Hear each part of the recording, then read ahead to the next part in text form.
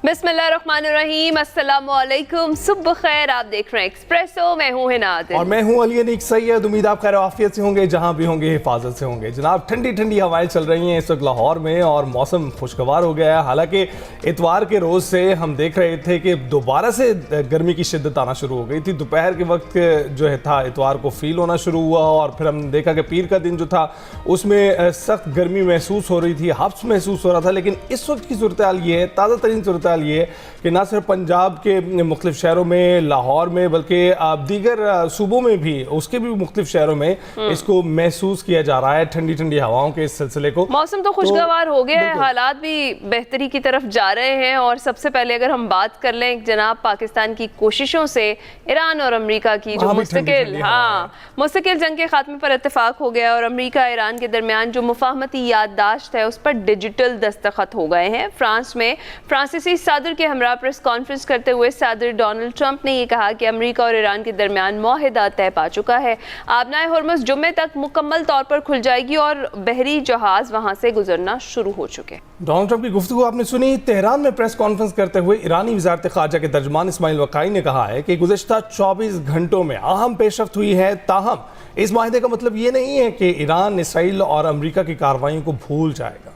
और ईरानी सदर मसूद पेज़ेश्कियान का कहना है ईरान अमेरिका मुफाहमती याददाश्त कई माह की गुफ्तगू और मुसलसल राबतों का नतीजा है। ईरान हर मुमकिन सूरत हाल के लिए तैयार है। सुप्रीम लीडर की रहनुमाई ने ईरान के कौमी मफादात के तहफ़्फ़ुज़ में बुनियादी किरदार अदा किया है। जो कुछ तय पाया है वो जंग रोकने और मुज़ाकरात के आगाज़ की जानिब अहम कदम है। वज़ीर-ए-आज़म शहबाज शरीफ ने कौमी असम्बली में इज़हार ख्याल करते हुए कहा कि अमेरिका ईरान अमन मुआहिदे पर दस्तखत की तकरीब जुम्मा 19 जून को जनीवा में होगी और तकरीब का मेज़बान अल्लाह के फजलो करम से पाकिस्तान होगा। फील्ड मार्शल सैयद आसिम मुनीर को शानदार किरदार पर खराज तहसीन पेश करता हूँ।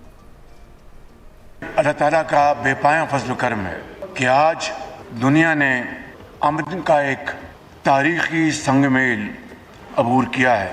इस तारीखी मुआहिदे की बाज़ाब्ता तकरीब जुमातुल मुबारक 19 जून को जनीवा में होगी और इस तकरीब की मेज़बानी अल्लाह के फजल करम से पाकिस्तान की होगी। ये सिर्फ दो ममालिक के दरमियान मुआहिदा नहीं जनाब स्पीकर, बल्कि अमन और मुकालमे की फतह है। इस जंग के शोले बुझाने और अमन के क़याम के लिए फील्ड मार्शल सैयद आसिम मुनीर ने अपने शब व रोज़ वक्फ कर दिए। गुफ्तगू आपने सुनी और ये एजाज़ हमारे ही नसीब में आया कि हमने जंगबंदी के हवाले से भी सबसे पहले ऐलान किया और अब ये जो मुफाहमती याददाश्त के हवाले से भी हमने सबसे पहले बताया कि 19 जून को जो दस्तखत होंगे जुमे के रोज़। तो जौहर सलीम साहब हमारे साथ मौजूद हैं, साबिक सेक्रेटरी ख़ारजा रहे हैं। बहुत बहुत शुक्रिया जौहर साहब हमें ज्वाइन करने के लिए। सबसे पहले गुड मॉर्निंग, आप कैसे हैं? मॉर्निंग सर, सबसे पहले जानना चाहेंगे कि जो 47 साल एक आप कह लें कि चपकलिश मौजूद थी दोनों ममालिक में, अमेरिका और ईरान की, ये कहा जा रहा था कि ये एक हफ्ते के अंदर बातचीत से तो मुकम्मल नहीं होने वाली, हम किसी मुआहदे पर ये नहीं पहुंचेंगे और इसको एक तवील अरसा लगेगा। आपको लगता है कि उतना तवील अरसा अब गुजर चुका है और अब जो मुआहदा होने वाला है ये किसी करवट बैठ गया है? जी देखें, जो पेशरफ्त हुई है बिल्कुल तारीखी है और इसमें कोई शक ही नहीं है। और पाकिस्तान का किरदार जो है इसमें वो भी पूरी दुनिया ने देखा और उसकी जो है ना तहसीन और तौसीफ भी बिल्कुल बजा तौर पे हो रही है। रिमार्केबल डिप्लोमेसी और बहुत ही मुश्किल मराहल से बिल्कुल तबाही के दहाने से एक मुज़ाकरात की मेज पे लेके आना और फिर जब बार बार वो उनको सबोताज किया जा रहा था इसराइल की तरफ से भी, कुछ और क्वार्टर्स की तरफ से भी, तो उनको जो है ना सीज फायर को भी बचाना, मुज़ाकरात को भी बचाना, उस प्रोसेस को कंप्लीट ब्रेकडाउन से बचा के और कामयाबी से हमकिनार करना बहुत ही एक तारीखी कामयाबी है। लेकिन इस वक्त हम कहाँ हैं? देखें, एक इब्तिदाई जो MOU हो रहा है इस वक्त, बल्कि हो चुका है डिजिटली, तो कह रहे हैं ऑलरेडी साइन होगा। अब जो हो चुका है साइन, अब तो जुमे को वो एक तकरीब जो होगी वो एक सेरेमोनियल होगी जिनीवा में। लेकिन वो भी अहम है क्योंकि उस दिन से फिर जो है ना कई चीजें उस दिन से फ्राइडे से जुम्मे से होनी है, जो कि आपस में तो इनकी एग्री हुई है। लेकिन जो सबसे अहम चीज है वो ये कि आगे एक 60 दिन का पीरियड है जिसमें बहुत ही बुनियादी इश्यूज तय होने हैं। और वो रिलेटेड हैं किससे? Nuclear issues. न्यूक्लियर इश्यूज में दो चीजें बहुत ही अहम है। एक तो वो 60% जो अफसूदा यूरेनियम है, कोई 450 किलोग्राम के करीब जो दफन है वहां पे नातांज और फर्दो और ज्यादातर इस्फहान की जो न्यूक्लियर साइट जो अमेरिका ने ऊपर से तो डिस्ट्रॉय कर दी थी लेकिन नीचे से बच गई थी। फिर इसके बाद 2-3 किलोग्राम और भी है जो 10% तक अफसूदा है। उनके मामलात हैं, उसको क्या करना है, उसको डाउन ब्रेंड करना है ईरान के अंदर ही, जो ईरान की इंसिस्टेंस है। अमेरिका चाहता था कि किसी और मुल्क के हवाले किया जाए, उसके मामलात हैं उन्हें। फिर उसके बाद जो सस्पेंशन का सबसे अहम जो मामला है कि 0% एनरिचमेंट जो अमेरिका चाहता है कुछ अरसे के लिए कि हम बिल्कुल ईरान रोक दे अफसूदगी यूरेनियम की, उसके ऊपर जाहिर डिस्कशंस होनी है। फिर उसके साथ ही साथ सैंक्शंस रिलीफ उसके हिसाब से, क्योंकि देखिए अभी बड़ा कुछ हो रहा है। अब नया हुर्मुज़ खुल जाएगा, एक उनको राइट अवे एक सैंक्शन रिलीफ मिलेगी कि वो ऑयल एक्सपोर्ट कर सकेंगे, जो है ना। इसके साथ ही साथ उनके फंड्स अनफ्रीज हो रहे हैं, लेकिन ये सब कुछ अबूरी है, ये सब कुछ कंडीशनल होगा उन मुज़ाकरात पे जो आगे आने वाले हैं। मिसाल के तौर पे जो है ना अभी ये 60 दिन के लिए उनको एक्सपोर्ट्स की इजाजत हो रही है, ऑयल एक्सपोर्ट्स की ईरान को, ये मुस्तकिल तौर पे नहीं है। इसी तरह उनके जो फंड्स रिलीज होंगे वो भी बदतदरीज होंगे, फेजेस में होंगे। तो और इसी तरह फिर अगर ये उनकी नाकाबंदी ब्लॉकेट खत्म हो रहा है अमेरिका की तरफ से, तो ये भी इनिशियली 60 दिन के लिए खत्म हो रहा है। वो अब नया हुर्मुज़ खोल रहे हैं तो वो भी शुरू में 60 दिन के लिए खोल रहे हैं। तो इसलिए वो जो मुज़ाकरात होंगे, अब ये जो राउंड होगा मुज़ाकरात का, वो बहुत ही अहम होगा। और मैं समझता हूँ कि पाकिस्तान का किरदार उसमें भी जो है ना शामिल होगा, उसमें भी पिवटल होगा। और ये इस वक्त जो उनसे हम सब की दुआ भी होनी चाहिए और उम्मीद भी होनी चाहिए कि वो कामयाब हों। वो जो 60 दिन के पीरियड है उसमें बिल्कुल आप दुरुस्त फरमा रहे हैं और हम दुआ गो ही हैं कि ये जो मुआहिदा है ये हो जाए, इस्लामाबाद अकॉर्ड का जो नाम दिया जा रहा है, दोनों फरीकैन इस पर राज़ी हो गए हैं। और ये डेफिनेटली पाकिस्तान ही की कोशिशों का नतीजा है, क्योंकि पाकिस्तान खुद भी हमेशा से अमन का दाई रहा है और अमन का ख़्वाह रहा है। तो इसीलिए ये जो कोशिशें थी ताकि पीस प्रिवेल करे, ये की गई। आपको लगता है कि पाकिस्तान ने ये सिचुएशन जिसमें दोनों फरीकैन अपने अपने लिए विन विन पोजिशन चाहते थे और कुछ ना कुछ फेस सेविंग चाहते थे, अब आकर ये जो जंग जिस दहाने पर पहुंच गई थी, पाकिस्तान ने वो प्रोवाइड की है दोनों फरीकैन को? जी मैं बिल्कुल ये समझता हूँ। पाकिस्तान ने देखें 2-3 चीजें की है। एक तो इन दोनों के दरमियान बिल्कुल ही इत्मीनाद का फकदान था, एक ट्रस्ट डेफिसिट जो है वो बहुत ही ज्यादा एक हाई डिग्री का ट्रस्ट डेफिसिट था, जो कि जाहिर है कि दहाइयों के माजी के तजुर्बात पे जो है मुबनी था। तो वो पाकिस्तान ने एक तो उसको फिल किया है, उसको ब्रिज किया है, जो है ना उस इत्मीनाद के जरिए जो दोनों साइड्स उन पाकिस्तान पे करती हैं। फिर जो है ना दूसरा मसला ये है कि देखें ये दोनों साइड्स जो सी हैं वो दोनों अपनी तरफ से विक्ट्री डिक्लेयर करके बैठी हुई थी। ईरान कहता था जी हम जंग जीत चुके हैं, अब तो अब वो भी एक मैक्सिमलिस्ट पोजीशन ले रहे थे। अमेरिका कहता था जी हमने सब कुछ तबाह कर दिया और हम आगे भी कर सकते हैं, हम जीते हुए हैं, तो हम एक मैक्सिमलिस्ट पोजीशन वो अपना चाहते थे जी हमारे सारे डिमांड्स मानी जाए। तो उस पोजीशन से एक फिर जो है ना गिव एंड टेक की तरफ उनको लेके आना और फिर एक विन विन सिचुएशन क्रिएट करना, वो कोई बिल्कुल आसान नहीं था। बहुत ही जो है ना, इसलिए तो उसमें बहुत से जो है ना ऐसे मराहल आए कि लगता था कि सब कुछ ब्रेक डाउन हो जाएगा, लेकिन वहां से पाकिस्तान ने बचाया। तो अभी जो सिचुएशन हुई है, देखें मुआहदे तभी चलते हैं, मुआहदे तभी होते हैं जब आप एक विन विन सिचुएशन क्रिएट करते हैं। मैं समझता हूँ कि अमन में दोनों के लिए विन विन है और जंग में दोनों के लिए लूज लूज सिचुएशन है। कोई साइड जो है ना ठीक है अपने ज़ाहिर ऑडियंस के लिए तो कहेंगे, ईरान भी कहेगा, अमेरिका भी कहेगा जी हमने ये जंग बिल्कुल जीत ली है, लेकिन असल में जीत जो है वो सिर्फ अमन की होती है। और जो है ना ये आप बिल्कुल ठीक कह रहे हैं, जीत हमेशा अमन की होती है, लेकिन at the end of the day आपने ये भी देखना है कि डील से किसको नुकसान हो रहा है, किसको ज़्यादा फ़ायदा पहुंचा है। आप बिल्कुल ठीक कह रहे हैं कि वसाइल तो दोनों के लगते हैं जंग के दौरान, लेकिन अभी जो अमन हो रहा है इसमें आपको क्या लगता है कि ज़्यादा बड़ी डील क्यों क्या ईरान लेकर नहीं जा रहा? क्योंकि 27 फरवरी तक जब ये जंग शुरू नहीं हुई थी आबनाए हुर्मुज़ तो खुला हुआ था और 28 फरवरी के बाद जो है हमने देखा कि आबनाए हुर्मुज़ को बंद किया गया और सिर्फ उसको खुलवाने के लिए जो है ये तमाम तर कोशिशें की गई और जो जौहरी अफजूदगी के हवाले से बातें थी उस पर तो अभी तक बातें आगे भी चल रही हैं, अभी तक भी वहाँ पर कोई मुद्दा तय नहीं हो पाया है। तो आबनाए हुर्मुज़ को लेकर जो कुछ सिचुएशन बनी और जो ईरान कामयाबी से कर पाया, आपको नहीं लगता कि इसमें अब 300 अरब डॉलर का जो फंड उनके लिए मुख्तस किया जा रहा है वो उनकी जीत है? देखिए, मैं ये समझता हूँ सबसे बिल्कुल ये बात बहुत से मुबस्सिरीन ने की है कि ये अब सारी सिचुएशन ही चेंज होगी और ईरान ने तो अपने सारे मुतालबात जो हैं वो मनवा लिए हैं।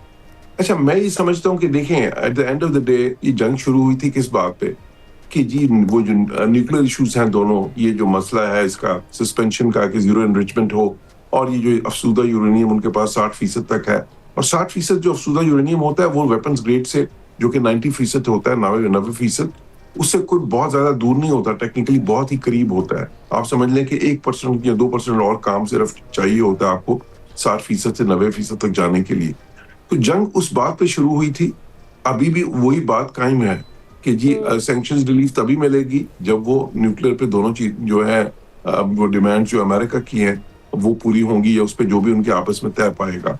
इसी तरह क्योंकि अभी तक सारी चीजें तो जिस तरह मैंने कहा अबूरी हैं, इसमें कोई भी परमानेंट नहीं है, तो बात तो अभी मुज़ाकरा, तो बात देखिए मेरे नजदीक तो दोनों उधर ही खड़े हैं जहां पे जंग से पहले खड़े थे। हाँ, अब नए हुर्मस का मामला बिल्कुल है, ईरान उसमें एक नया एलिमेंट लेके आया, लेकिन फिर उसमें देखें कि अगर आप नए हुर्मस को उन्होंने बंद किया तो अमेरिका ने भी तो ब्लॉकेट कर दिया उनका, फिर उनको ब्लॉकेट भी तो अब करवाना पड़ा है ना। फिर साथ ही साथ वहां पे जो इतनी स्ट्राइक्स हुई हैं उसके बाद भी, और जो अभी पिछले दिनों अमेरिकन जो है, तो अमेरिकन ने उसको कंटेस्टेड तो रखा ना, किसी वक्त इस चीज को तस्लीम तो नहीं कर लिया कि आपने हुर्मस पे आपका कंट्रोल हो गया। सो मैं समझता हूँ कि बिल्कुल ये बात ठीक है कि आपने हुर्मस जो है वो एक बड़ी लेवरेज के तौर पे सामने आया, लेकिन अब आखिर में तो जिस तरह मैं कहता रहा हूँ, बात जो है ना वो डॉलर्स एंड डस्ट के ऊपर ही आ जाती है कि बात जो उनसी है वो न्यूक्लियर इशू पे ही उस वक्त भी थी और अभी भी है। तो इसलिए दोनों तरफ से जब तक गिव एंड टेक नहीं होगा वो ये जो है ना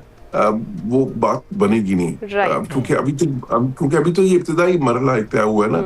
और अच्छा, अब जब हम 300 बिलियन डॉलर्स की जो बात की आपने, वो बहुत अहम है, बहुत जगह से हो रही है।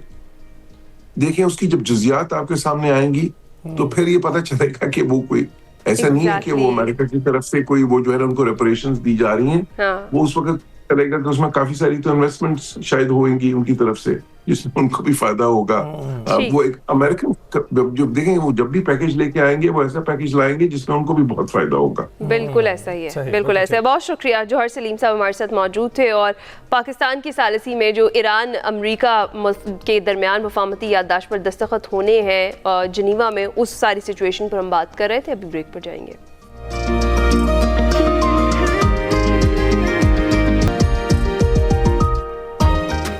Welcome back. पंजाब का 5131 अरब रुपए हजम का बजट आज पेश किया जाएगा, उस पर बात करते हैं, उस पर तबसरा करते हैं। आमिर नवीद चौधरी साहब हमारे साथ मौजूद हैं, नुमाइंदा लाहौर हैं। आमिर, बहुत बहुत शुक्रिया हमें ज्वाइन करने के लिए।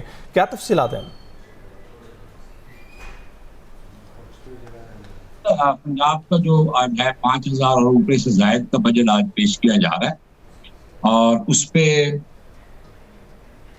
में जो है बजट में सरकारी मुलाजमिन की तनख्वाहों का जो फैसला है वो वफाकी हुकूमत के मुताबिक ही किया जाएगा। और जो बजट में तकरीबन जो NFC से जो पाकिस्तान जो है पंजाब को पैसे मिलेंगे वो 3000 अरब रुपए से जायद है, और जो सूबाई महासिल का हदफ है वो 1300 अरब रुपए करीब है। तकरीबन पंजाब के बजट में वफाकी हुकूमत से 75% फंडिंग होगी, और 25% पंजाब जो है वो अपने रिसोर्सेज से पैदा करेगा। इसी तरह अगर हम बात करें कि बजट की खदोखाल क्या है, तो पंजाब के बजट में समाजी तहफ़्फ़ुज़, माली नज़्म व ज़ब्त और जारी अख़राजात के दरमियान जो है एक मतवाज़न हिकमत अमली इख्तियार करने की कोशिश की गई है। और हुकूमत को 500 अरब, और इस बजट की खास बात यह कि सूबाई हुकूमत वफाकी हुकूमत को 570 अरब रुपए की जो है वो मालियाती रियायत देगी। इसके मतलब यह है कि अपने जो हिस्सा है वफाक से मिलने वाला पंजाब को, उसमें से पंजाब 570 अरब रुपए नहीं लेगा, वो जो IMF और डेट सर्विसेज है वफाकी हुकूमत की उसके अंदर इस्तेमाल होंगे। इसी तरह जो काबिल तो NFC अवार्ड उसके जिससे जो प्रॉपर रकम मिलेगी वो 3793 अरब रुपए है। और इसी तरह सूबाई महसूलात का हदफ जो है ना पंजाब में वो 1330 अरब रुपए रखा गया, और जो मजमूई अखराजात हैं वो 3500 570 अरब रुपए करीब है। और इसी तरह सूबे के पास इन तमाम अखराजात के पास जो अमाउंट बचेगी वो 1562 अरब रुपए हैं, जो फिस्कल और तरक्याती स्पेस मिलेगी। इसी के अंदर तरक्याती काम होंगे। बजट में सरकारी मुलाजमिन की तनख्वाहों के लिए 650 अरब रुपए रखे गए हैं। इसी तरह पेंशन के लिए सूबे में 505 अरब रुपए रखे गए हैं, और जबकि ऑपरेशनल खर्चात की बात में तकरीबन 580 अरब रुपए मुख्तस किए जा रहे हैं। सरकारी मुलाजमिन की तनख्वाहों का वो जो है एक इतला ये है कि शायद 10% इजाफा हो, क्योंकि वफाक ने 7% किया है। और PFC जो पंजाब फाइनेंस कमीशन है उसके तहत 800 अरब रुपए और तरक्याती और सरमायाती खर्चात के लिए 570 अरब रुपए जो है मुख्तस किए जा रहे हैं। जो सरमायाकारी के हवाले से मुख्तलिफ प्रोजेक्ट्स हैं जारी हैं, उनके लिए 221 अरब रुपए मुख्तस किए जा रहे हैं। और जो इस हवाले से जारी प्रोग्राम है उनके लिए 54 अरब रुपए, समाजी तहफ़्फ़ुज़ के लिए 25 अरब रुपए, सुथरा पंजाब के लिए तकरीबन 150 अरब रुपए मुख्तस किए गए। अगर हम पंजाब के बजट को देखेंगे तो ये एक बैलेंस बजट नजर आ रहा है। जो शोबा जात सूबों के पास है उसके अंदर पंजाब में खासी रकूम रखी गई है। इसमें एक नया इजाफा जो है इस साल का वो सुथरा पंजाब का, जैसे हम सॉलिड वेस्ट मैनेजमेंट था पहले, जो सफाई के दीगर प्रोग्राम थे, लेकिन इसे पहली दफा सुथरा पंजाब, इसके लिए 150 अरब रुपए रखे जा रहे हैं। और साथ साथ जो है जो पुलिस के लिए और कानून नाफिज करने वाले इदारों के लिए भी, उनके लिए भी हैवी अमाउंट्स मुख्तस की गई है। और जो ये इस बजट के अंदर जो फिस्कल जो स्पेस है वो पंजाब को तकरीबन 1,500 अरब रुपए की मिल रही है, जिसके अंदर से पंजाब में सारे जो है अपने तरक्याती काम भी करना है मुख्तलिफ। लेकिन थोड़ा सा एक टाइट बजट है। उसकी वजह यह है कि कुछ 600 अरब रुपए से जो NFC है उससे थोड़ा दस्तबरदार होना पड़ा है पंजाब को। साथ साथ जो है एक पाकिस्तान का सबसे बड़ा सूबा है, तो इसके लिए 5,300 अरब रुपए की अमाउंट के अंदर से 75% जो है जो उसके अखराजात जारी हैं। तरक्की की जो स्पेस है, डेवलपमेंट की स्पेस है, वो हमें कम नजर आती है। लेकिन थोड़े वसाइल के अंदर एक अच्छा बजट है, मुतवाज़न बजट है। जो चीजें सूबों की हैं उसके ऊपर हमें खास फोकस नजर आ रहा है। और खास तौर पर जो सोशल वेलफेयर और सरमायाकारी के हवाले से भी यहाँ पे जो है पंजाब के बजट में चीजें रखी गई हैं काफी सारा। आज इस हवाले से पंजाब असम्बली का इजलास आज 2 बजे तलब कर लिया गया और 2 बजे से अब और अपोजिशन जमातों ने अपना 1 बजे का इजलास तलब किया और अब 2 बजे इजलास शुरू होगा। उसमें जो है तमाम चीजें सामने। साथ साथ टैक्सेशन की बात है तो फिनांस बिल में हमारी इतलात के मुताबिक कोई नया टैक्स पंजाब में नहीं लगाया जा रहा, क्योंकि पंजाब में सिर्फ सर्विसेज पे टैक्स लिया जाता है। मुख्तलिफ सर्विसेज हैं जिस पर पंजाब में टैक्स, बाकी जो है पंजाब अपने बजट का 75% वफाक से लेता है। बिल्कुल ठीक है। बहुत शुक्रिया आमिर नवीद चौधरी हमारे साथ मौजूद थे। पंजाब का जो 5,131 अरब रुपए हजम का बजट है वो आज पेश किया जाना है, तो देखते हैं जी किस तरह से पेश किया जाता है और ऑपोजिशन क्या किरदार अदा करती है इसके अंदर। अभी हम ब्रेक पर जाएंगे।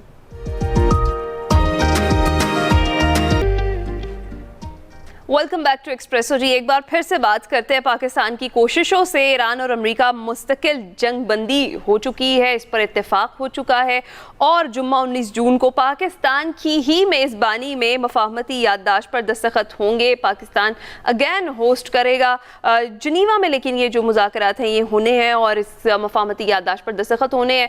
इस सारी सिचुएशन पर हमने बात करनी है और हमें ज्वाइन कर चुके हैं ब्रिगेडियर रिटायर्ड मसूद अहमद खान साहब, दिफाई तज्ज़ियाकार हैं। अस्सलाम वालेकुम ब्रिगेडियर साहब, thank you so much for joining. Brigadier साहब, सफारती महाज पर इतनी बड़ी कामयाबी तो पाकिस्तान को मिली है और शुरू से हम पाकिस्तान का इस सारे मामले में जो किरदार है बतौर मीडिएटर वो देख रहे हैं, ऑब्जर्व कर रहे हैं। पूरी दुनिया उसके किरदार की मौतरफ है, लेकिन कुछ स्पॉयलर्स हैं, कुछ हमारे दुश्मन हैं जहां पर बड़े मरोड़ उठ रहे हैं, जिन्हें बड़ी तकलीफ हो रही है और वो अभी तक खामोश भी बैठे हुए हैं और खिफ़त से मुंह छुपाए बैठे हैं।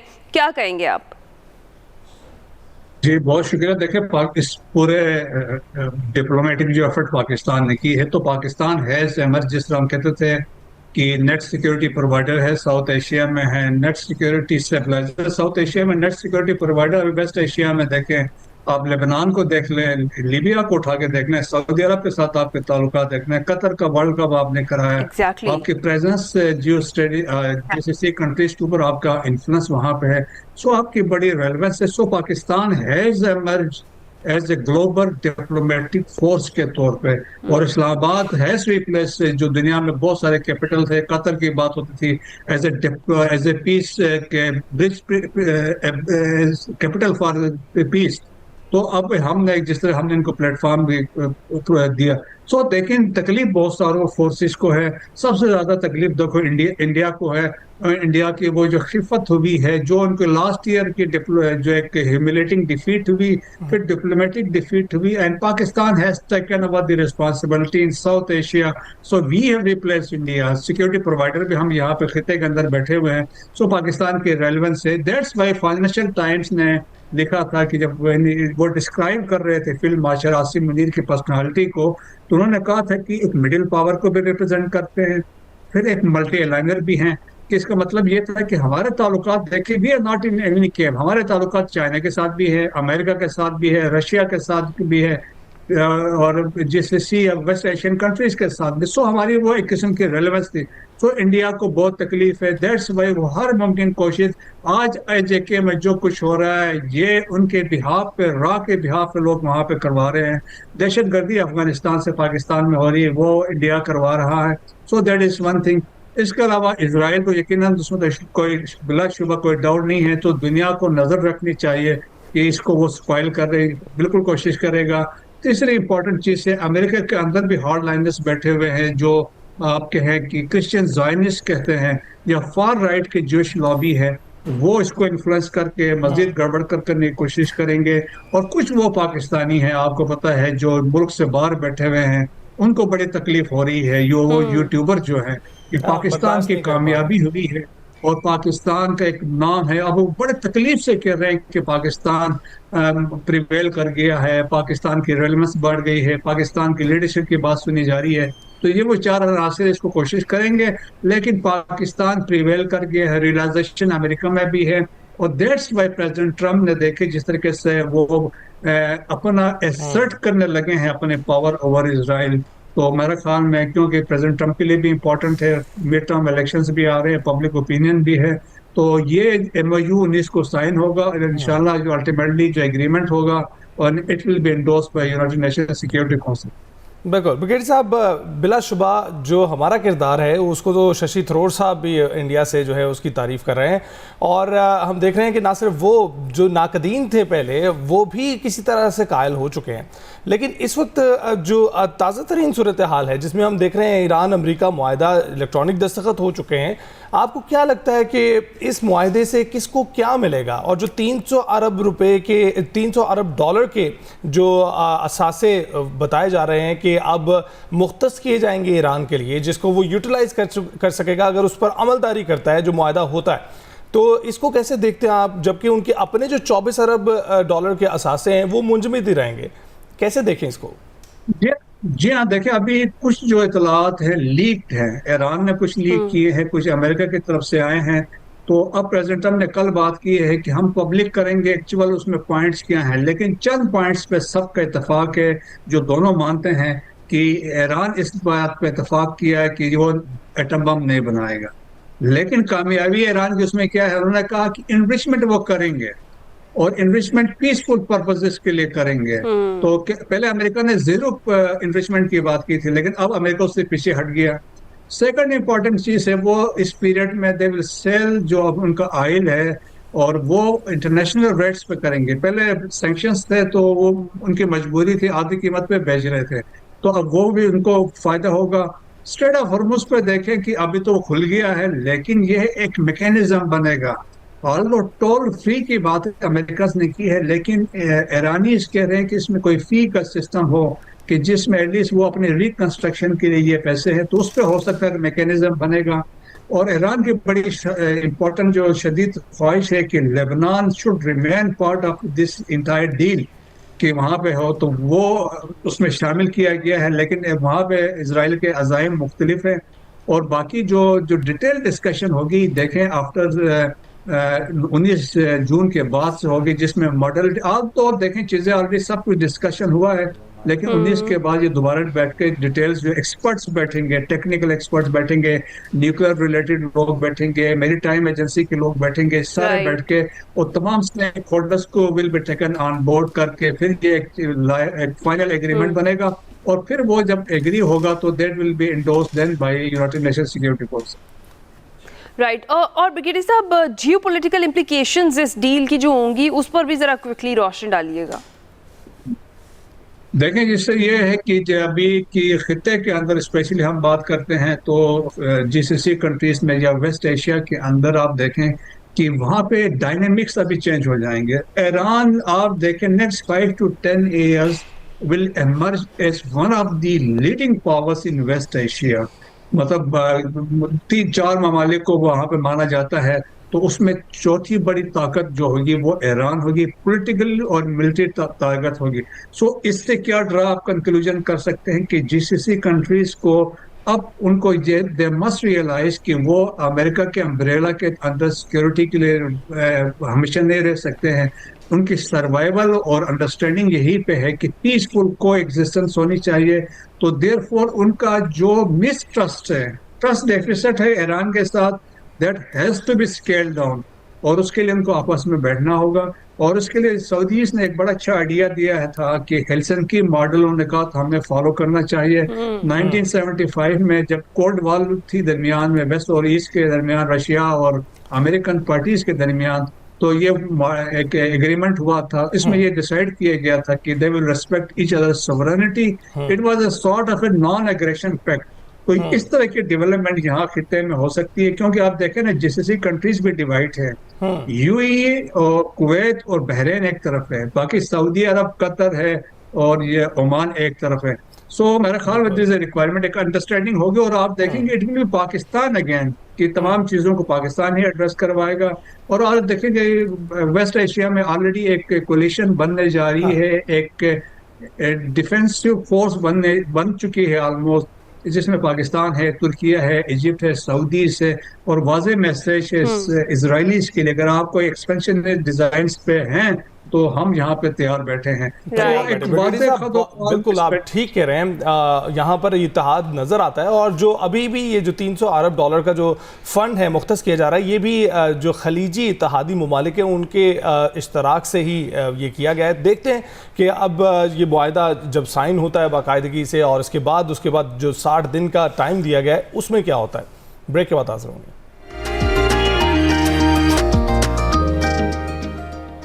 Welcome back to Expresso. जिस तरह से आपको पता है कि हमारी जो यूथ है दुनिया भर में अपनी सलाहियतों का लोहा मनवा रही है और इतनी टैलेंटेड है कि कोई जहत ऐसी नहीं जहां पर अपना नाम जो है और पाकिस्तान का नाम वो रोशन नहीं कर रहे। आपकी मुलाकात करवा रहे हैं लाहौर से ताल्लुक़ रखने वाले 13 साला शाह हुसैन पीरज़ादा से, जो दुनिया के कम उम्र तरीन IBM सर्टिफाइड क्वांटम डेवलपर बन गए। हमारे साथ स्टूडियो से मौजूद हैं, उनसे बात करते हैं। अस्सलाम वालेकुम शाह हुसैन, गुड मॉर्निंग, कैसे हैं आप? I'm fine, how are you? अल्हम्दुलिल्लाह, I'm good। शाह हुसैन, सबसे पहले तो जानना चाहेंगे कि कौन सा स्कूल है जो आपको इस कदर अच्छे तरीके से पढ़ा रहा है कि आप क्वांटम कंप्यूटिंग की तरफ जा रहे हैं?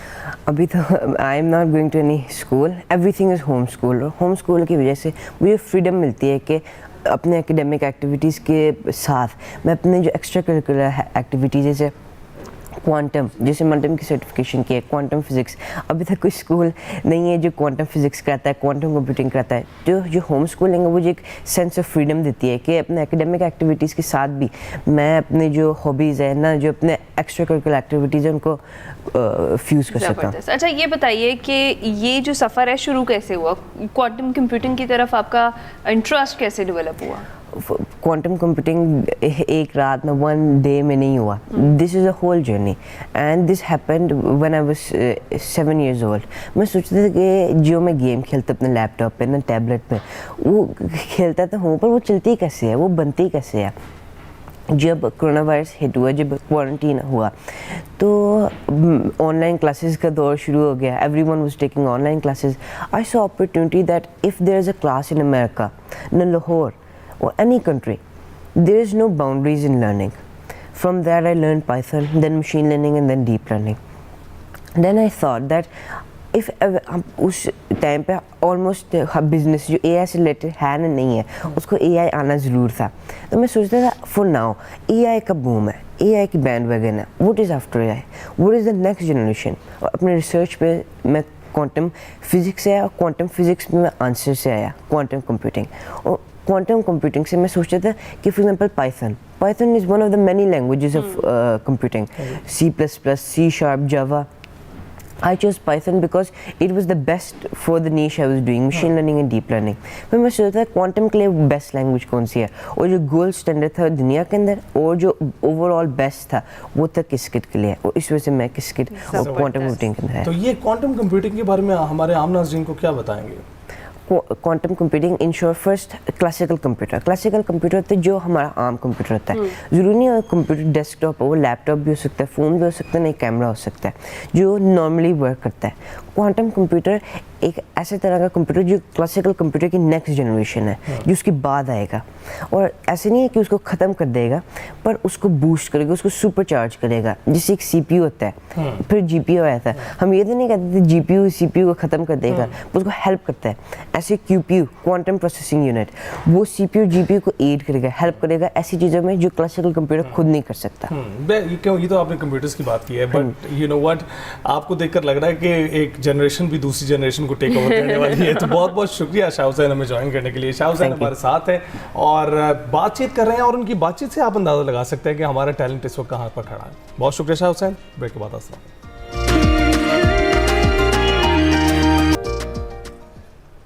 वेलकम बैक टू एक्सप्रेसो जनाब। प्रोग्राम का दूसरा घंटा शुरू हो चुका है। इस हिस्से में भी आपके साथ शेयर करने के लिए, डिस्कस करने के लिए बहुत कुछ है। टॉप ऑफ द आवर जरा इकोनॉमी की कुछ बात कर लेते हैं और आपको ये बताते हैं कि स्टेट बैंक का शरह सूद 11.5% बरकरार रखने का फैसला सामने आया और वफाकी बजट में हुकूमत आवाम को रिलीफ के दावे कर रही है। और उधर ईरान अमेरिका माहदे के बाद आलमी मंडी में खाम तेल की कीमतों में कमी हुई है और दुनिया भर की जो स्टॉक मार्केट्स हैं उनमें तेज़ी दिखाई दे रही है। इस पर हमने बात करनी है और बात करने के लिए हमें ज्वाइन कर चुके हैं अब्दुर्रहमान नजम साहब, माहिर मौशियात हैं। अस्सलाम वालेकुम अब्दुर्रहमान साहब, good morning, thank you so much for joining us. ये जो ओवरऑल हम इंडिकेटर्स देख रहे हैं, मस्बत आशारिये हैं सब के सब, इसकी वजह बजट कंसीडर किया जाए या फिर ओवरऑल जो इस वक्त ईरान अमेरिका अमन मुआहिदा जो है वो तय पा चुका है, वो इसकी रीज़न है? वालेकुम सलाम and good morning Hina and Ali. बिल्कुल, आपने बिल्कुल जो दो फैक्टर्स पॉइंट आउट किए जो ओवर द वीकेंड एक पाकिस्तान की इकोनॉमी को दोनों ने ही बूस्ट किया है। बजट भी गवर्नमेंट ऑफ पाकिस्तान ने बहुत अच्छा पेश किया है और मैं तो बल्कि इसको कहूँगा ये एक transition from stability budget to growth budget है। इसमें सैलरीड क्लास को भी जो है रिलीफ दिया गया है, जो कंप्लायंट बिजनेसेस हैं जो पिछले सालों में जिन पे बहुत ज़्यादा टैक्स का बर्डन पड़ गया था उनको भी रिलीफ दिया गया है। कुछ अच्छी कंस्ट्रक्शन से रिलेटेड स्कीम्स, जैसे स्टेट बैंक ने अपना घर स्कीम जिसमें एक आम इंसान जो है 1 करोड़ का कर्जा 10 साल के लिए 5% पे ले सकता है। इस तरह की काफ़ी ज़्यादा स्कीम्स, ई मोटरसाइकिल्स जो EV बाइक्स होती हैं उस पर जो है टैक्स की शरह जो है वो कम रखी है, EV गाड़ियों पे भी टैक्स की शरह कम रखी है और भी बहुत अच्छी पॉलिसीज़ जो है वो अनाउंस की हैं। एक्सपोर्टर्स पे सुपर टैक्स जो है बिल्कुल ख़त्म करने का जो है एक तरह से वादा किया है। और फिर उसके साथ संडे की रात और मंडे मॉर्निंग में जो डेवलपमेंट हुई रिलेटेड टू ईरान और USA, वो भी पाकिस्तान की इकोनॉमी के लिए बहुत ज़्यादा पॉजिटिव थी, क्योंकि एकदम से आपने देखा उसमें आलमी मंडियों में ऑयल की प्राइस जो है वो एकदम से क्रैश कर गई और हम लोग जो हैं एक ऑयल डिपेंडेंट कंट्री हैं, तो इससे इन्फ्लेशन अगले साल की जो एक्सपेक्ट की जा रही थी उसमें भी बेहतरी आई और शायद इसी का रिजल्ट था कि स्टेट बैंक ने भी अपना इंटरेस्ट रेट जो है उसको मेंटेन किया। कुछ एक दो इंपॉर्टेंट बातें बताता हूँ जो कल स्टेट बैंक ने शेयर की। उन्होंने कहा कि क्योंकि पिछले कुछ महीनों में ऑयल महंगा रहा था तो 1 से 2 महीने के लिए जो है हमारी इन्फ्लेशन जो आएगी अगले महीनों में वो डबल डिजिट में आएगी, लेकिन उसके बाद ये फिर से सिंगल डिजिट में आने लग जाएगी। और पूरी आउटलुक को देखते हुए, सारी चीज़ों को देखते हुए उन्होंने ये भी बताया था पिछली मीटिंग में कि हमने प्रिकॉशनरी बेसिस पे कि अगर ये कॉन्फ्लिक्ट बहुत लंबी चलती है और ऑयल बहुत देर तक ज़्यादा महंगा रहता है, इस वजह से हमने अपना इंटरेस्ट रेट जो है वो थोड़ा सा इंक्रीज़ कर दिया था और इस दफ़ा हमें कुछ करने की ज़रूरत नहीं है। अगले 1-2 महीने हम लोग वेट एंड वॉच करेंगे और फिर उसके हिसाब से आगे मॉनेटरी पॉलिसी जो है फिर डिसाइड करेगी। राइट तो अब्दुर्रहमान, यहाँ पर हम देख रहे हैं कि फ्लक्चुएशन तो मौजूद है, अभी भी मुआहदा तो हो चुका है, उसकी वजह से अच्छी न्यूज़ है, लेकिन जो डिज़ाइन है हमारे बजट का और जिस तरीके से हम इसको आगे लेकर चल रहे हैं, इस्तेहकाम मौजूद है लेकिन तरक्की होती हुई अभी भी नज़र नहीं आ रही है। बिल्कुल हमारा अगर ग्रोथ रेट देखें तो पिछले सालों में थोड़ा सा कम रहा है, लेकिन कल इस पे भी स्टेट बैंक ने जो है काफ़ी अच्छी एक न्यूज़ शेयर की कि अभी जो साल ख़त्म हो रहा है उसमें इकोनॉमिक सर्वे में आया था कि 3.7% की ग्रोथ जो है मोस्ट लाइकली होगी। लेकिन स्टेट बैंक के जो एस्टिमेट्स होते हैं वो पाकिस्तान इवन IMF से भी ज़्यादा एक्यूरेट होते हैं, वो बहुत ज़्यादा इंडिकेटर्स को देख रहे होते हैं। तो कल उन्होंने कहा था मोस्ट प्रॉब्ली ये जब ईयर क्लोज होगा तो ये 4% के करीब रहने के ज़्यादा चांसेस हैं। और अगेन ये शो करता है कि जो पिछले आखिरी 4 महीने थे इस माली साल के, उसमें जो जंग का इम्पैक्ट था उसको पाकिस्तान ने अच्छे तरीके से जो है एक तरह से टैकल कर लिया। हमारी फॉरेन रिलेशंस की वजह से या जो हम डिप्लोमेटिक एक पूरा प्ले कर रहे हैं अपना रोल, उसकी वजह से हमारे LNG कार्गोज जो हैं वो भी स्ट्रेट ऑफ हॉर्मुज से आ रहे थे। और आपने जैसे मुआहदे की बात की, तो एक चीज़ तो देखें क्लियर है कि दोनों साइड्स जो है मज़ीद जंग नहीं चाहती, लेकिन अगेन दोनों चाहते हैं कि उनके हिसाब से कुछ जो इंपॉर्टेंट चीज़ें हैं वो मुआहदे का पार्ट हों। ऑब्वियसली एक जंग जब ख़त्म होती है तो दोनों जो साइड्स होती हैं उन्होंने अपनी लोकल पॉपुलेशन जो है उसको ये बताना होता है कि हम लोग ये जंग जीते हैं। तो इस वजह से डिलेज आ सकते हैं, हो सकता है कोई बीच में एक्टिविटी भी हो, लेकिन जो हमने मुश्किल टाइम एक तरह से जंग से रिलेटेड देखना था वो हम ऑलरेडी देख चुके हैं। आपने देखा होगा इवन दो पिछले 1 महीने से मुआहदे में बहुत ज़्यादा बैक एंड फोर्थ हो रहा था, लेकिन बहुत ज़्यादा मुल्क हैं जिसमें चाइना, जिसमें पाकिस्तान और भी बहुत सारे मुल्क हैं जिनके कार्गोज जो है ईरान अलाउ कर रहा था स्ट्रेट ऑफ हॉर्मुज से जाने के लिए। तो सबसे इंपॉर्टेंट चीज़ है ही ये कि स्ट्रेट ऑफ हॉर्मुज जो है वो अगर बंद होता है तो एकदम से ऑयल प्राइसेस जो है वो बढ़ जाती हैं और उससे पाकिस्तान को फिर इम्पैक्ट होता है, क्योंकि हम डायरेक्टली तो इन्वॉल्व है नहीं इस वॉर में, तो हमें ज़्यादा ऑयल प्राइसेस से ही इम्पैक्ट होता है। राइट अच्छा अब्दुल रहमान, जिस तरीके से अभी हम बात कर रहे हैं कि असर तो हर तरफ हुआ है, खा वो ये जो अमन डील है उसका है और वो उसके पीछे भी हम अगर देखें तो पाकिस्तान की ही कोशिशें हैं और दुनिया जो है वो ये किरदार अदा करने पर पाकिस्तान की शुक्रगुजार है, क्योंकि इसी से ही वो जो तेल की कीमतें हैं वो स्टेबलाइज हो पाई हैं और जो महंगाई है वो किसी हद तक कंट्रोल में आएगी डेफिनेटली आगे चलकर। इस सिचुएशन में जो पाकिस्तान की करंट इकॉनमी की सिचुएशन है, इसमें खुसूसी तौर पर जो चीनी सरमाया कार हैं वो पाकिस्तान की मईशत और जो कैपिटल मार्केट्स हैं उसके फ्यूचर पर बड़ा मुस्बत इजहार कर रहे हैं, तमाद का इजहार कर रहे हैं। ये भी एक अच्छी डेवलपमेंट है। जी बिल्कुल, कल मैं बल्कि सुन रहा था हमारे जो इंडस्ट्री के मिनिस्टर हैं हारून अख्तर खान साहब, तो वो काफ़ी इस पे बुलिश नज़र आ रहे थे, क्योंकि वो ज़्यादा जो है इंटरेक्ट कर रहे होते हैं, टूर्स पे जा रहे होते हैं, कॉन्फ्रेंसेस में जो है सारा देख रहे होते हैं कि फ्यूचर में कौन से MOU साइन हुए हैं, उसमें क्या डेवलपमेंट्स हो रही हैं, फ्यूचर में इन्वेस्टमेंट आने के चांसेस क्या हैं। तो उसमें वो काफ़ी ज़्यादा बुलिश थे कि चाइना से और मेजर इन्वेस्टमेंट्स, ये जो बैटरी टेक्नोलॉजी जिससे आप सोलर से बिजली तो बना लेते हैं लेकिन उसको स्टोर करना, रात में इस्तेमाल करना, और उसके साथ साथ जो इलेक्ट्रिक व्हीकल्स और बाइक्स में जो बैटरी सारी इस्तेमाल होती हैं उससे रिलेटेड वो काफ़ी ज़्यादा जो है वो बुलिश नज़र आ रहे थे कि इधर जो है पाकिस्तान में इन्वेस्टमेंट होगी। इसके साथ साथ हमें ये भी देखना होगा कि इन्वेस्टमेंट को अट्रैक्ट करने के लिए एक हमें अपनी इकोनॉमी को स्टेबलाइज करना होगा। ऑब्वियसली कोई इन्वेस्टमेंट करता है वो अगले 5 साल 10 साल का सोचता है, 1 साल का नहीं सोच रहा होता, ठीक है। फिर हमें उसके साथ ये भी देखना होता है कि टैक्स रेट पाकिस्तान में आगे जाने वाली बेसिस पे कहाँ नज़र आ रहा है। तो उसमें ये जो डेवलपमेंट्स हुई हैं बजट में कि आपने ये शो किया है कि हमारे लिए स्टेबिलिटी बहुत इंपॉर्टेंट है और हम सस्टेनेबल ग्रोथ और एक्सपोर्ट लेड ग्रोथ की तरफ ही जाएंगे।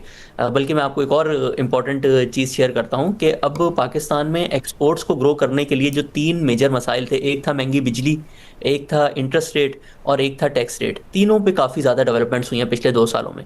बिजली जो थी हमारी इंडस्ट्री के लिए काफ़ी ज़्यादा महंगी होती थी, ऑलमोस्ट इसमें 7-8 रुपये पर यूनिट का जो है फ़र्क आ गया है पिछले 2-3 सालों में। उसके बाद जो हमारे इंटरेस्ट रेट थे जो 22% पे चले गए थे, आज एक्सपोर्टर्स को यही इंटरेस्ट रेट जो है 4.5% पे मिल रहा है, और इससे रिलेटेड जो सब्सिडी बनती है उसकी अमाउंट जो है वो भी बजट में रखी गई है। और टैक्स रेट का जैसे मैंने बताया 39% से जब एक्सपोर्टर्स पे सुपर टैक्स खत्म होगा तो वो 29% पे आ जाएगा। तो तीनों सिनेरियोज में जो है अच्छी डेवलपमेंट्स हो रही हैं और लोग बहुत ज़्यादा ये भी सोच रहे हैं कि गवर्नमेंट ने बहुत ज़्यादा जो है रिलैक्सेशंस दे दी हैं, ये फ़ंड कहाँ से होंगी। तो इसमें एक बहुत इंपॉर्टेंट अग्रीमेंट हुआ है between the provinces and federal government. हम लोग सब जैसे NFC की बात करते रहते हैं कि बहुत ज़्यादा शेयर जो है वो सूबों के पास चला जाता है, फेडरल जो है पहले दिन पे ही बैंकरप्ट हो जाता है, उसके पास बजट में कुछ नहीं होता। तो बजट से थोड़े दिन पहले एक अग्रीमेंट हुआ है कि इस साल जैसे हम साल ख़त्म करेंगे तो FPR तकरीबन 13 ट्रिलियन का टैक्स जो है वो कलेक्ट करेगा और अगले साल का टारगेट तकरीबन 15 है। तो फेडरल गवर्नमेंट और प्रोविंशियल गवर्नमेंट के बीच में ये अग्री हुआ है कि 13.3 ट्रिलियन से ऊपर की जो कलेक्शन होगी उस पे सूबों के साथ शेयर नहीं किया जाएगा। तो एक तरह से हमने जो अगले साल में 1.5 से 2,000 अरब एक्स्ट्रा जो टैक्स कलेक्ट करना था, उसमें से ऑलमोस्ट 800 से 1200 अरब रुपए सूबों पे चले जाने थे, लेकिन अब वो शेयर नहीं करने होंगे। तो इस वजह से फेडरल गवर्नमेंट का बजट जो है, वो जो सारी उन्होंने रिलैक्सेशंस दी हैं, टैक्सेस कम किए हैं, उसकी जो फंडिंग है वो यहाँ से हुई है। तो एक तरह से हमने एनएफसी को अगले 1 साल के लिए अच्छे तरीके से रिवाइज किया। बिल्कुल ठीक। अच्छा अब्दुल रहमान, आपने बताया महंगी बिजली, इंटरेस्ट रेट, टैक्स रेट, इसकी वजह से बहुत सारी तब्दीलियां मुमकिन हो पा रही हैं, वो भी अगर आप अमल दरामद करेंगे तो। लेकिन जो हमारा कर्जा है उसको लौटाने के लिए 45% तो हम वैसे ही झोंक देते हैं उसमें, फिर उसके बाद हमारे पास दीगर सेक्टर्स हैं जहां पर हमने खर्च करना होता है। आप कितना मार्जिन देख रहे हैं कि हमारे पास है इस पर अमल दरामद करने के लिए? अगर हमारे पास सस्ती बिजली हो, इंटरेस्ट रेट कम हो या टैक्स रेट कम हो, तो कितना मार्जिन हमारे पास बचता है कि हमने किसी इंडस्ट्री को ग्रोथ देनी हो? सो अली, जैसा आपने पॉइंट आउट किया ना कि अभी हमारा जो टैक्स कलेक्ट होता है उसमें से बहुत ज़्यादा बड़ा हिस्सा जो है वो कर्ज़ों पे चला जाता है। और उसकी मैं आपको वजह बताऊं, हमारे अगर जीडीपी के मुकाबले में जो टोटल कर्जा देखें ना, वो बहुत ज़्यादा नहीं है। वो पहले 80% पे होता था 3 साल पहले, और अब वो तकरीबन 65% पे आ गया है। यानी कि इकॉनमी हमारी तकरीबन जैसे 450 अरब डॉलर की है, तो ये कर्जा तकरीबन 300 अरब डॉलर का है अगर हम टोटल सारा मिला लें। और ये आप किसी भी global even growing economy, frontier economy से भी कंपेयर कर लें तो ये एक बड़ी रीजनेबल फिगर होती है। पाकिस्तान के कॉन्स्टिट्यूशन में भी 60% जो है आपको वो गाइडेंस देते हैं कि इस पे आपने अपने कर्जे को कंट्रोल में रखना है। लेकिन हमारा प्रॉब्लम ये है, हमारा इंटरेस्ट रेट जो है ना वो काफ़ी ज़्यादा है। अगर आसपास के मुल्क देखें तो जो सूद देना होता है हर साल, उसकी अमाउंट बहुत ज़्यादा बढ़ जाती है। लेकिन चैलेंज ये होता है कि अगर हम इंटरेस्ट रेट तेज़ी से नीचे करेंगे तो फिर जो है लोग इंपोर्ट्स करनी स्टार्ट कर देते हैं, और उससे फिर आपका करंट अकाउंट डेफिसिट जो है वो बढ़ जाता है। तो अगर आपने अपने इंटरेस्ट रेट को 11.5% से लेट से 6%, 7% पे लेके आना है, तो उससे पहले आपको ना अपने एक्सपोर्ट्स को 10-20 अरब डॉलर से बढ़ाना होगा, ताकि फिर जो इंपोर्ट एक्स्ट्रा आए वो उससे बैलेंस रहे और आपकी करेंसी पे कोई प्रेशर ना आए और एक अगेन बस साइकिल में हम ना आ जाएं। तो इस वजह से हमें जब ग्रोथ करनी है ना, तो हमें एक्सपोर्टर्स को पहले फ़ायदा देना है। इसी वजह से देखें, अब उनको इंटरेस्ट रेट 4.5% पे भी मिल रहा है, बिजली भी जो है पहले से मुकाबले में सस्ती हो गई है, टैक्स रेट भी पहले उनका ज़्यादा कम किया गया है। तो पहले हमें अपने एक्सपोर्ट्स, जिसके अंदर आईटी सेक्टर भी है, आईटी सेक्टर पे भी बल्कि बहुत कम जो इनकम टैक्स रेट रखा हुआ था गवर्नमेंट ने, वो भी बजट में 3 साल के लिए मजीद एक्सटेंड कर दिया है। तो अगर हमारी अगले 2-3 सालों में टेक्सटाइल से, आईटी से,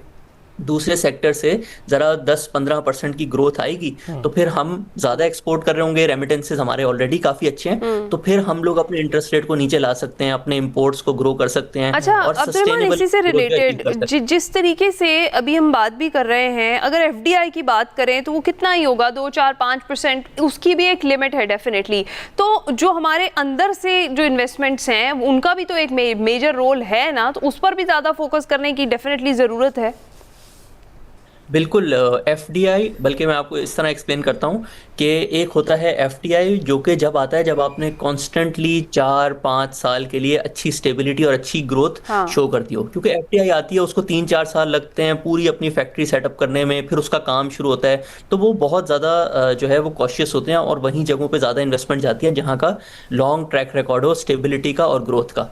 इसके साथ साथ आप ये भी देखें, एक नई इंडस्ट्री अगर लगेगी, उसको पहले लैंड भी खरीदनी होगी, तो उसको 2-3 साल सेटअप में लगते हैं। इससे पहले न्यू इंडस्ट्री लगने से पहले जो एग्जिस्टिंग इंडस्ट्रीज होती हैं, जिनके पास ऑलरेडी कस्टमर्स होते हैं, लेट्स से अगर एक्सपोर्ट की बात कर लें तो उनके पास ऑलरेडी बाहर कस्टमर्स हैं, तो वो अपनी इंडस्ट्री को एक्सपेंशन करते हैं। तो एफडीआई लाने के लिए पहले आपको लोकल इन्वेस्टमेंट लानी होगी, और न्यू इंडस्ट्रीज जिसको ग्रीन फील्ड कहते हैं, वो उसमें इन्वेस्टमेंट लाने के लिए आपको जो एग्जिस्टिंग इंडस्ट्रीज हैं उसमें एक्सपेंशंस पहले नजर आएंगे। तो हमें हमेशा पहले देखना चाहिए कि लोकल इन्वेस्टमेंट अब बेहतर हो रही है कि नहीं, और जो एग्जिस्टिंग इंडस्ट्रीज हैं वो एक्सपेंशन कर रही हैं कि नहीं, फिर उसके बाद एफडीआई भी आएगी और फिर उसके बाद जो है नई इंडस्ट्रीज भी लगेंगी। राइट। अब्दुल रहमान साहब, बहुत बहुत शुक्रिया, आपने तजिया पेश किया मईशत पर बात हो रही थी। ब्रेक के बाद हाजिर होंगे।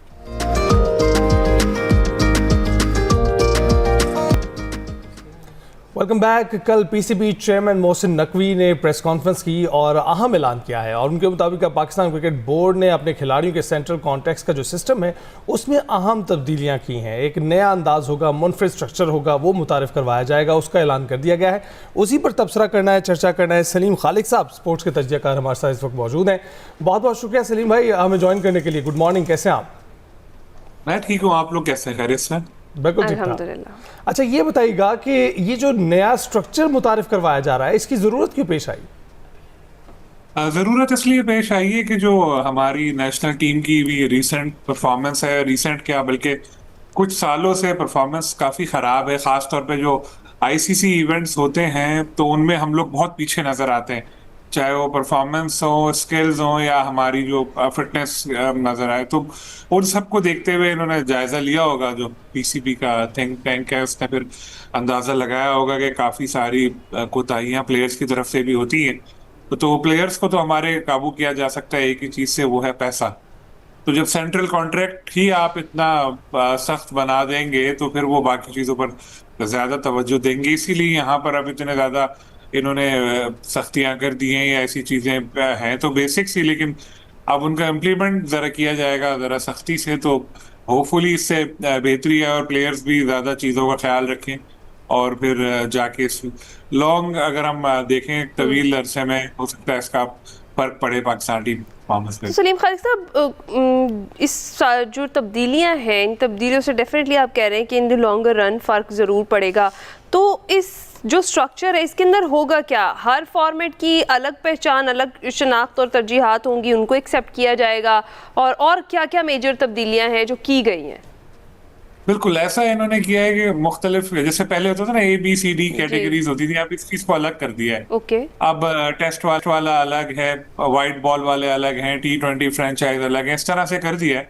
और जो टेस्ट और वनडे खेलते हैं वो अलग है। इससे ये होगा, पहले ये जैसे टेस्ट मैच हमारे बहुत कम होते हैं, इस साल तो फिर भी जरा कुछ ज्यादा है लेकिन यूजुअली कम होते हैं।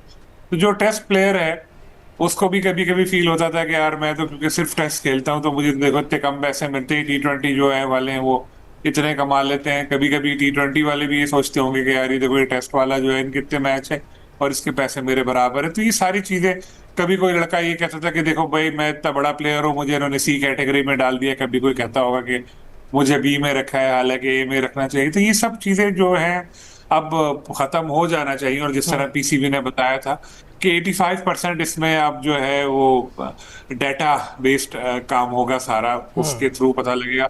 सिर्फ 15-15% जो है ह्यूमन बेस्ड इसमें सिलेक्शन होगी। पहले लाइकिंग डिसलाइकिंग वाला एलिमेंट भी चलता होगा, अब ये सब नहीं हो सकेगा। लेकिन साथ में ये है कि चीजें बड़ी कॉम्प्लिकेटेड हैं, इनको अगर आप लेके बैठे हैं तो आपको भी समझने में मुश्किल होगी। और प्लेयर्स का तो मैं आपको बता दूं कि सेंट्रल कॉन्ट्रैक्ट माजी में आता रहा है, अभी मुझे कोई बुक नजर नहीं आ रही थी तो मैं आपको बताता। जो मेडिकल के स्टूडेंट पढ़ते हैं ना, किताबें बड़ी बड़ी मोटी किताबें, इतनी मोटी किताब होती है वो, और वो कहते थे लो भाई साइन करो उसमें। प्लेयर्स कहते थे पैसे वाला पेज क्या है, वो कहते थे फलाना नंबर पे पैसे लिखे, वो पैसे देखते थे साइन करके दे देते। और यूजुअली पहले होता ये था कि किसी कॉन्ट्रैक्ट टीम के टूर या सीरीज से कोई एक दिन पहले दिए जाते थे और 5 मिनट का वक्त होता था कि साइन करके दे दो। तो सेंट्रल कॉन्ट्रैक्ट तो इस तरह का होता था। सलीम भाई, ये जो पहले जिस तरह से होता था आप बता रहे हैं, अब जो तब्दीली आई है उसमें किस तरह से डिफाइन किया जाएगा? कौन सा क्रिकेटर टेस्ट भी खेल सकता है और फिर T20 के मैचेस भी खेल सकता है? इसके लिए क्या वो AB कैटेगरी और CD कैटेगरी को साथ शामिल करेंगे? किस तरह से ये तय किया जाएगा कि कौन सा क्रिकेटर कौन सी जो है जहत खेल सकता है?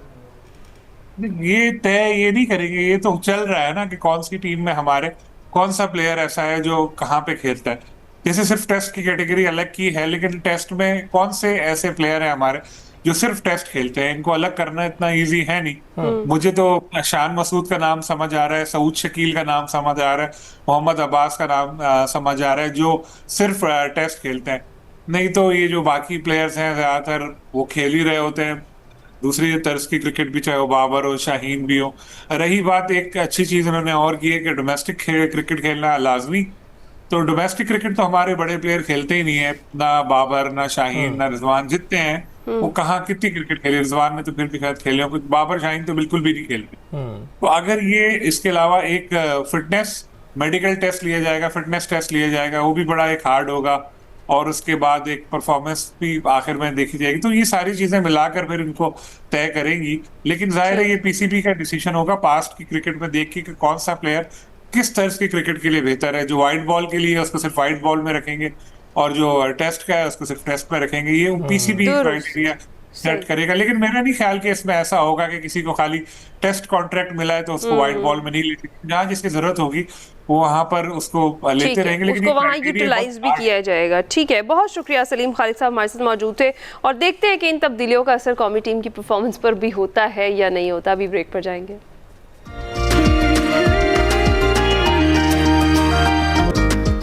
Welcome back to Expresso. जी अब आपकी मुलाकात करवाते हैं लाहौर से ताल्लुक़ रखने वाली मारूफ मोटरसाइकिल राइडर हुमैरा सिद्दीक से, जो अब सबकी तवज्जो हासिल कर चुकी हैं। जनाब, उन्होंने मोटरसाइकिल पर तन्हा लाहौर से खुंजराब पास तक का सफ़र, जो तवील भी है, दुश्वार गुजार भी है, मुकम्मल किया।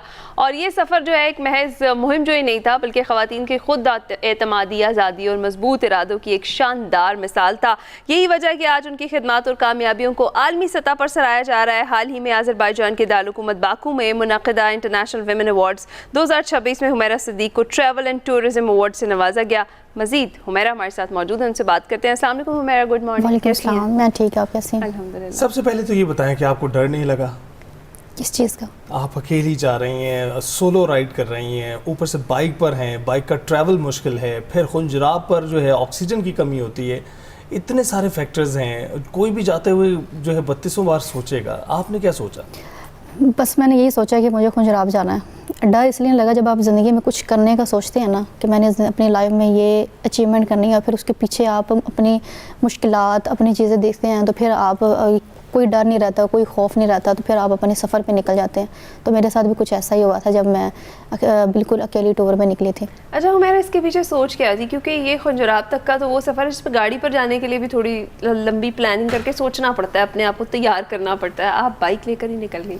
इसके पीछे ये थी कि दुनिया को दिखा सकूं और लोगों को ये बता सकूं कि हमारा पाकिस्तान कितना खूबसूरत है। तो गाड़ी पे तो जाने का मज़ा है ही है, लेकिन बाइक पे जाने का कितना मज़ा है, और एक खूबसूरती दिखाना था, और दूसरा लोगों को ये बताना था कि हमारे पाकिस्तान की जो लड़कियां हैं वो भी बाइक चला सकती हैं, वो भी इतना सफ़र कर सकती हैं, हमारा पाकिस्तान सेफ़ है।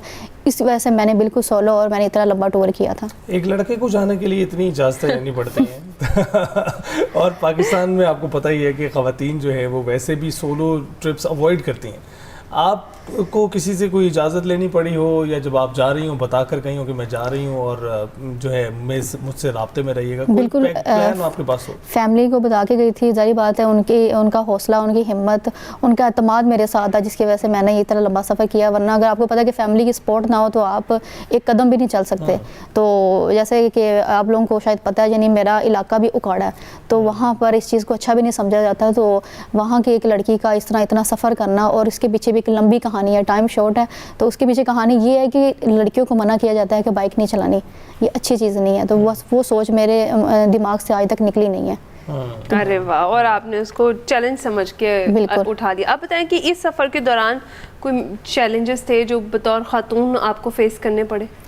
लाहौर से खुजराब तक जब आप लाहौर से निकल जाते हैं तो मुझे नहीं लगता कि मेरे इस सफ़र के दौरान मुझे कोई मुश्किल पेश आई हो, क्योंकि वहाँ के लोग इतने अच्छे हैं, आपको खुद सपोर्ट करते हैं, आपसे पूछते हैं, आपको किसी चीज़ का मसला नहीं है, तो इसलिए मुझे कोई परेशानी नहीं हुई। खुंजराब जैसे आपने कहा कि वहाँ पे सांस का इशू होता है, वो थोड़ा सा होता है कि अब इन्होंने, हाँ ये मैं कहना चाहूँगी कि अगर वहाँ पर अलाउ कर दिया जाए ना बाइक आगे लेकर जाना, तो एक बंदा लाहौर से निकल रहा है, इतना लंबा सफ़र कर रहा है, और उसको वहाँ पे अलाउ नहीं कर रहे कि बाइक नहीं आपने बिल्कुल गेट के पास लेकर जानी, वो अलाउ करना चाहिए। मैं वहाँ पर सिर्फ एक तस्वीर लेने के लिए मैंने उनको बोला कि मुझे इजाज़त दे दें। वो लेने के बाद मैंने बाइक अपनी वापस छोड़ी, फिर वहाँ से मैं इतना पैदल चली, तो वो तब मुझे सांस का थोड़ा सा इशू हुआ था, वरना तो कोई इशू नहीं है। अभी जो अवार्ड दिया गया, इंटरनेशनल विमेन अवार्ड आपको दिया गया बाकू में, कैसा फील कर रही हैं? उसके बाद मज़ीद मोटिवेटेड हो गई? बिल्कुल, अब और हिम्मत मिली है मुझे कि अभी ये ज़िंदगी में और मैंने कुछ करना है, अभी और मैंने बाइक चलानी है, अभी मैंने इंटरनेशनल लेवल पे जाना है, अभी मैं बाइक पे बाहर जाऊंगी, अभी मुझे और मतलब एक हिम्मत और हौसला मिल रहा है कि अभी मैं कुछ और भी कर सकती हूँ। आगे का क्या प्लान है? किस जगह का इरादा किया कि यहाँ जाना है अब बाइक पे? मैंने आगे का इरादा यही है कि अभी पाकिस्तान में कुछ जगह मौजूद हैं जो अभी तक जहाँ पे कोई भी नहीं पहुँचा, वहाँ पर मेरी सर्चिंग जारी है, तो जिस दिन वो कंप्लीट होगी तो मैं वहाँ पे जाऊँगी, उसके बाद फिर मैं इंटरनेशनल। राइट, तो इस टूर में आप कहाँ किन किन स्पॉट्स पे रुकी?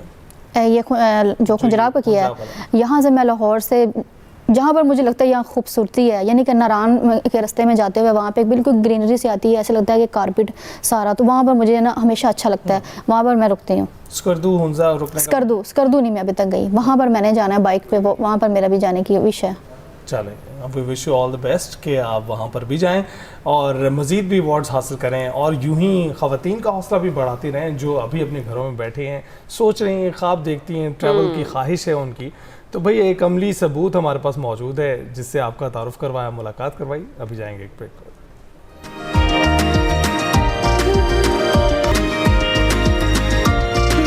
Welcome back. सेगमेंट शामिल करते हैं निकले तेरी तलाश में, जिसमें आज बात हो रही है कि इंसान की उम्र कितनी तवील होनी चाहिए। तारक साहब से सवाल किया जा रहा है, देखिए वो क्या जवाब देते हैं।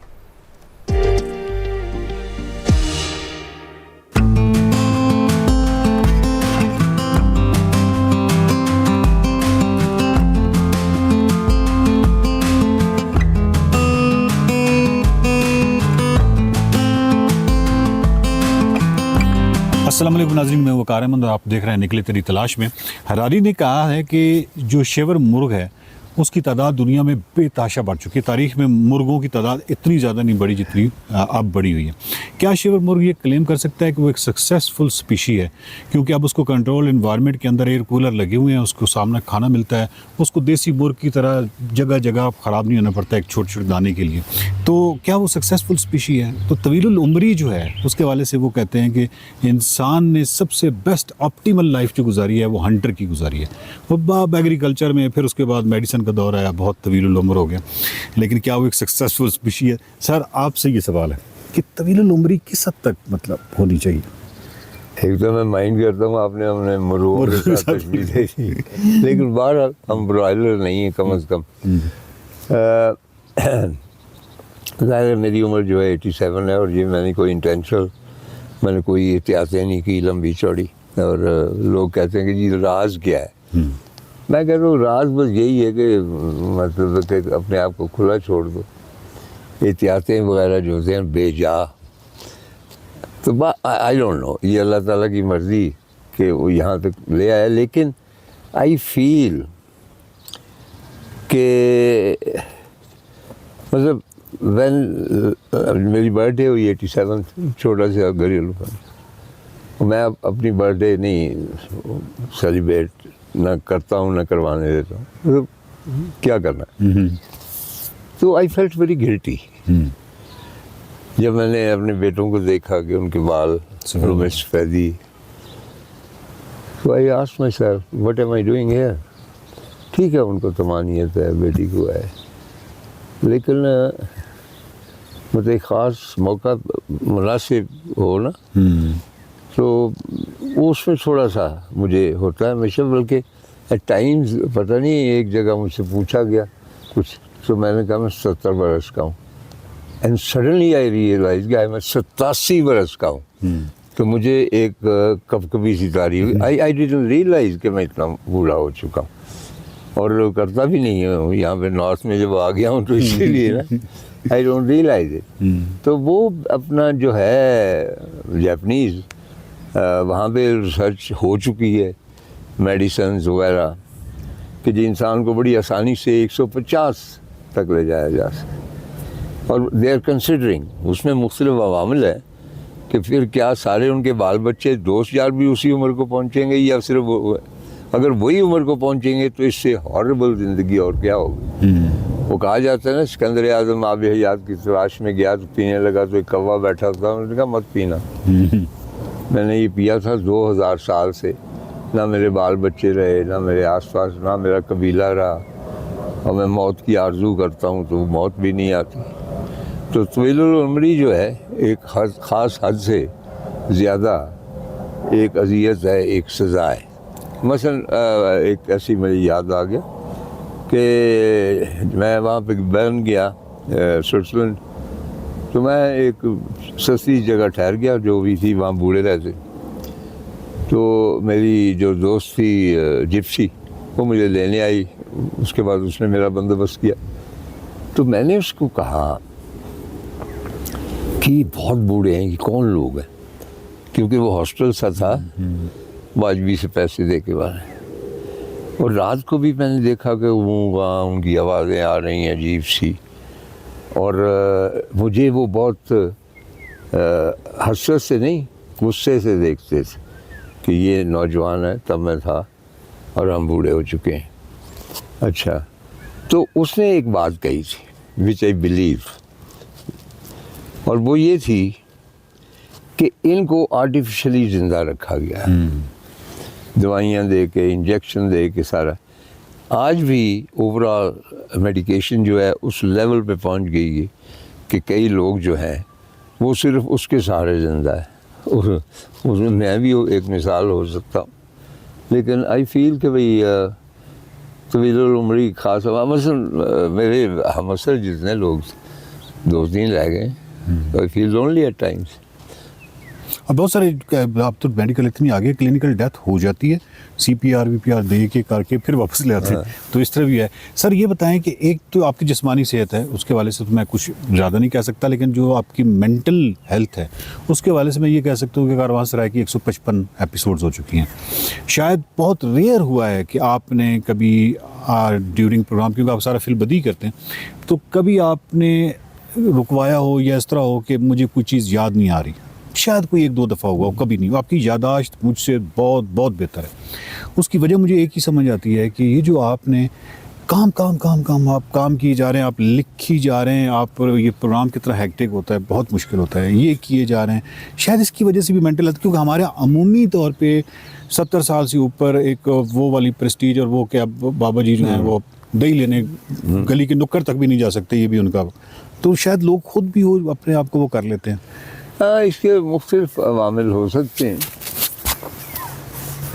मेरा तो यही है कि मसलन मेरी बेगम कहती अब तो घर बंदोबस्त हो गया कारवांसराय का, तो कहती कि हमें कोई इतनी ज़रूरत भी नहीं फाइनेंसिस की, तो क्यों इतने धक्के खाते हो? धक्के तो नहीं, बहरहाल वो एक ट्रैवलिंग, जाना आना। तो मैं उसको एक बात कहता हूँ, मैं कहता हूँ ये पैसे के लिए भी नहीं, शौक़ मुझे, क्योंकि मैं मीडिया पर्सन रहा हूँ, वो दरअसल है, लेकिन ये मैं इसलिए करता हूँ और बहुत मुशक्क़त करके करता हूँ कि उसके बाद मुझे तमानियत होती है कि मैं अभी तक कारआमद हूँ। यानी आप जब हाथ छोड़ के बैठ जाते हैं, you are not doing anything. और यही मैंने अपने बच्चों से यहाँ पे आते हुए, जब वो दायरे के ख़िलाफ़ थे, तो ख़िलाफ़ से मुराद उनको थोड़ा सा, तो मैंने कहा बेटे do you want me to sit here and wait for death? You don't want that. तो ज़िंदगी मेरी इसी तरह ही गुजरी है, तो इसी तरह ही गुजर जाए तो बेहतर है। और बुज़ुर्ग भी बड़े अहमक है ना हमारे। अच्छा, बुजुर्ग भी ज़रा सा बूढ़ा हुआ, नहीं चाचा जी, बाबा जी, ये पानी मैं ला के देता हूँ ना, चाचा नहीं प्याली नहीं उठानी, आए ना, तो वो हडराम हो जाते। मतलब मज़ा आता है ना, सब लोग काम कर रहे हैं, ये वो बहुओं को सता, वो फिर आहिस्ता आहिस्ता डिक्लाइन की तरफ, डिक्लाइन, सही, यानी प्याली तक नहीं उठाते। तो बाकी अल्लाह रहम करे, अगर कोई ऐसी कैफियत हो, ऐसी तिब्बी मसला हो, वो तो अलग बात है ना कि लोग हेल्प करें। Thank you sir, thank you very much. देखते रहिए निकले तेरी तलाश। उम्मीद है सेगमेंट आपको पसंद आया होगा। जाते जाते एक इम्पॉर्टेंट अपडेट है जो आपके साथ शेयर करनी है। जनाब, बरतानवी हुकूमत ने 16 साल से कम उम्र बच्चों के लिए सोशल मीडिया के इस्तेमाल पर पाबंदी आयद करने का फैसला कर दिया और बरतानवी वज़ीर आज़म कीर स्टारमर ने ऐलान किया है कि 16 साल से कम उम्र बच्चों को सोशल मीडिया प्लेटफॉर्म्स तक रसाई की इजाज़त नहीं होगी। उनका ये भी कहना था कि कम उम्र बच्चों के लिए सोशल मीडिया पर मुकम्मल पाबंदी ही मुनासिब और मौसर हल है। मेरा ख्याल है कि ये जो डिसीजन वहाँ लिया गया, ये हर जगह लिया जाना चाहिए। बिल्कुल ऐसा ही है, और बहुत सारे मुमालिक इस पर सोच भी रहे हैं। ऑस्ट्रेलिया ने सबसे पहले एक कदम लिया, उसके बाद अब बरतानिया आ गया। लेकिन अब हम ये देख रहे हैं कि कुछ लोग ये भी कहते हैं कि भाई आप लोग जब आप तारुफ करवाते हैं, मुलाकात करवाते हैं पाकिस्तानी टैलेंट से, और वो इसमें एक्सेल कर रहे होते हैं, तो उनका तारुफ क्यों करवाते हैं फिर, अगर आपने पाबंदियां ही इस तरह से लगानी है। पाबंदी सोशल मीडिया पर है, ना कि आप अगर लर्निंग, डीप लर्निंग करना चाहते हैं, आप क्वांटम जो है कंप्यूटर्स के बारे में जानना चाहते हैं, इसके लिए पाबंदी कोई नहीं है। टेक्नोलॉजी से अपडेट एजुकेटेड रहिए, AI का इस्तेमाल कीजिए, लेकिन ये किसी खास मकासद के लिए प्रेडिटर्स बैठे होते हैं बहुत सारे। आप गेमिंग देखें, मुख्तलिफ गेम्स हैं, उसमें आप बड़े बड़े लोग बैठे हैं जो छोटे छोटे बच्चों को वरगला रहे होते हैं। तो इस हवाले से इस पर पाबंदी लगाना बहुत बहुत जरूरी था। 90% जो पेरेंट्स हैं वो इसके हक में है इस डिसीजन के। तो मेरा ख्याल है वैसे यहाँ पाकिस्तान में अगर कराया जाए तो 99% ही होंगे कि इस पर पाबंदी ज़रूर लगाई जाए, क्योंकि फ़िल्टर कोई नहीं है बच्चों के पास जो इन्फॉर्मेशन आ रही होती है। इसी के साथ हम आपसे चाहेंगे इजाज़त, मुलाकात होगी कल। अपना ख्याल रखिएगा, फीडबैक ज़रूर दीजिएगा। अल्लाह हाफ़िज़।